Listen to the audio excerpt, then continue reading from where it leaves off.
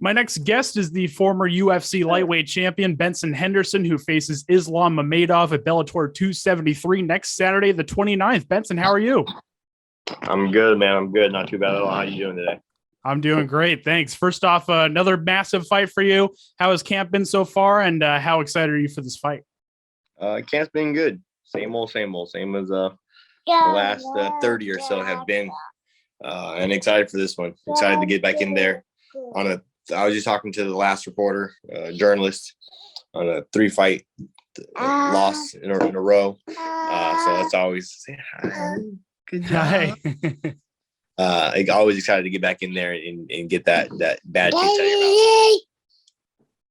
Absolutely. Well, let's talk a little bit about the matchup itself. Mamedov is a very crafty fighter, especially on the ground. What are your thoughts on his skill set?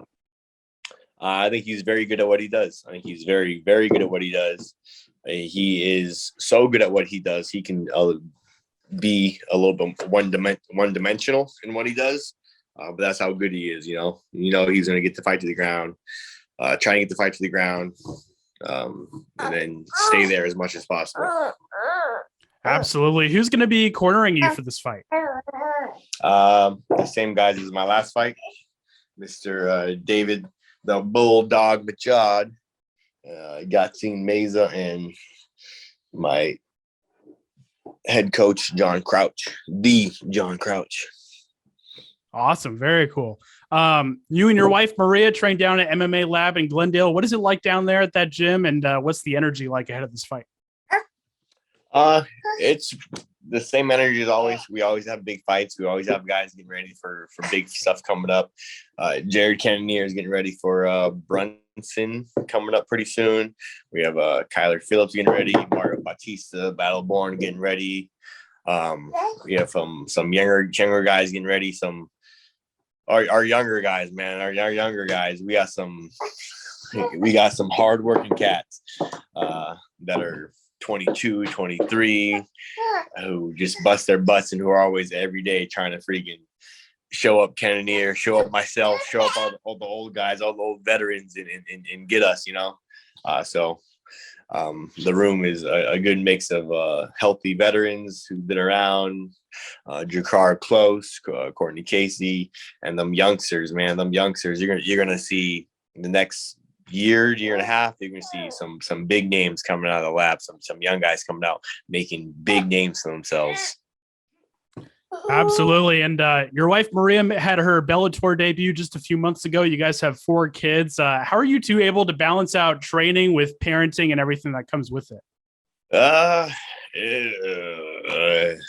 Parenting is hard, man. Parenting is hard. It's for sure the most trying job, the most rewarding job that there is on the planet. As good of a journalist as you might want to be, for myself, I want to be the best fighter on the planet, period. Mm-hmm. No ifs, ands, or buts about it. I want to be the best fighter, not for the weight class, not this and that, but just the best pound for pound on the planet, period. And as good of a fighter as I want to be even better father.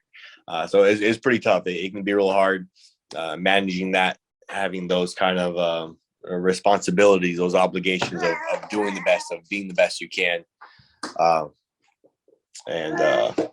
It's just, you got every day, you got to wake up and just try and do your best, be your best, do things a little bit ahead of time. You have to make lunches ahead of time, make this ahead of time, make breakfast ahead of time, so that you can get where you need to go and get things done. You have to just plan ahead of time accordingly, Yeah, absolutely. And what's it like to fight so close to your home gym for this next one? Does it benefit the preparation at all, now having to worry about travel and all that during fight week? The logistics of it is always easier. It's always nice not having to travel over here, not trying to travel over there. Right. Not what food you're going to eat and bringing all your food with you. Definitely a lot easier. The last fight was here in Phoenix as well. This fight is in Phoenix again, so that is nice. It's something I appreciate. When having so many fights fought all over the whole world and whatnot, it's nice to fight here in my backyard. Absolutely. It's been a really exciting past year or so for Bellator in general. Lots of new talent coming in too. How does Bellator's talent depth compare to some of the other top promotions in the sport? Well, really, I think it's the Bellator and the UFC. Mhm. And for a while there, Bellator was, the top 2-3 guys in Bellator were right up there with the top 2-3 guys in the UFC. But then the next guys would have a steeper drop off compared to some of the UFC roster. But now I think there's a pretty good argument for the Bellator's top 10 being right up there with the UFC's top 10.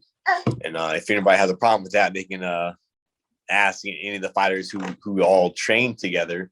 People don't realize, like, us fighters, we know we have there's no animosity, there's no discrepancy, there's no issue at all with fighters. We know we trained with. I was in the WC. I trained with all the UFC top guys, on the planet. I trained with the top guys. Trained with the 6-7 other UFC 155 pounders. I knew how I stacked up against them. So people back then comparing WC to the UFC and like, what are you guys talking about? Like, I train with these guys. I know how I do against them. Right. Same thing. Bellator fighters and UFC fighters. We're training partners. We train together, guys. The fans, the casual fans who don't know any better, like, these guys we're training partners. We train together, so we know how we stack up. And good job. Yeah. And so for us, we understand, like, the top 10 for Bellator, the top 10 for UFC, just about equal. We all train together. Us fighters, we all know. Yeah, absolutely. I want to ask about one of your teammates real quick. Sean O'Malley is a guy that's been getting a lot of buzz. What are your thoughts on his development and potential in the UFC?